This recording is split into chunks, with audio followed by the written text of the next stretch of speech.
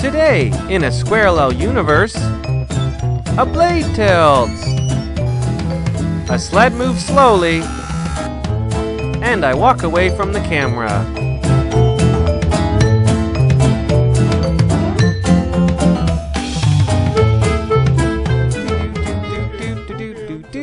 I could sing that all day. In fact, I do in my head all of the time. Regardless, here we are. We got more of that magical stuff moving around on its own. The whole point of this clip here is that you'll notice that the stretcher, as it tries to install itself the first time, it won't fit because it's backwards, because there's a 5-degree miter on the end. So make sure you put the stretcher in the right way round, which you can't not do. So this is a moot point. What isn't a moot point is that the blade needs to be at a 30-degree angle, and to use this sled you have to clamp the piece down because I don't want your fingers near the spinny thing of death. The only thing you have to set up on this particular operation is the height of the blade, and it's kind of particular. You want it so just high enough so it creates a dado, like and not a whoa. This isn't working. Jimmy, can we yeah, let's cut to that other footage. Allow me to attempt to explain it this way. This is just a 3D model of what we're doing. Here's our stretcher, here's our sled. This weird thing, that's going to represent our blade. If the blade is too high, and we cut it out of there, you can see that that is probably not what you were intending to do, because now there's our stretcher.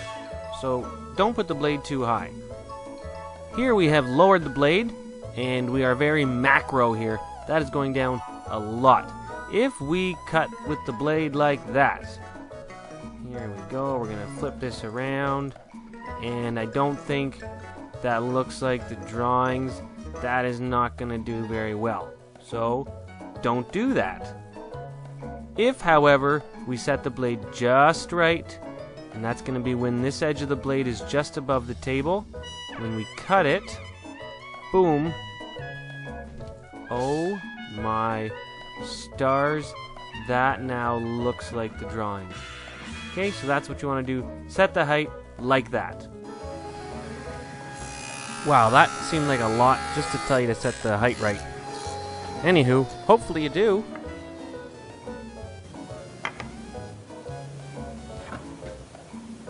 And in reality, the height needs to be correct for this pile of awesome sauce right now. Watch this.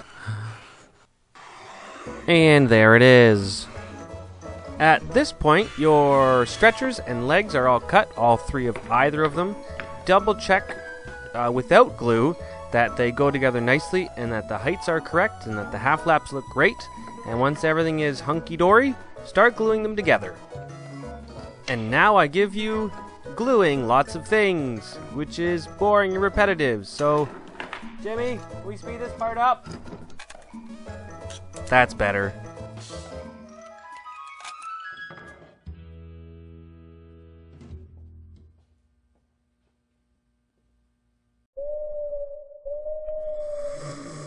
Well, yeah, no, I'm still here. Absolutely, yeah, I'm still here. What are we doing? Oh yeah, sanding. That's what we're doing. You likely will have noticed that your half laps have sticky outy bits on both parts of the joint, and on purpose they were meant to be a bit long so you could dress them now. There are multitudinous ways, word of the day, to fix this or make it better. However, I find the easiest is to use the belt sander. When you use this machine, please make sure you continue to move, otherwise you will just sand a groove in your legs and you will be sad.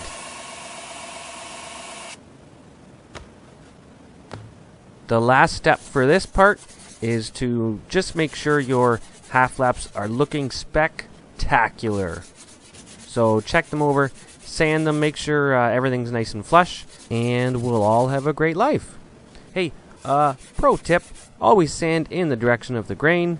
That way you will avoid any unsightly cross-grain scratches. Next time we'll look at cutting the shape into the bottom of each of the legs and gluing the darn thing together. Look forward to that. See you later.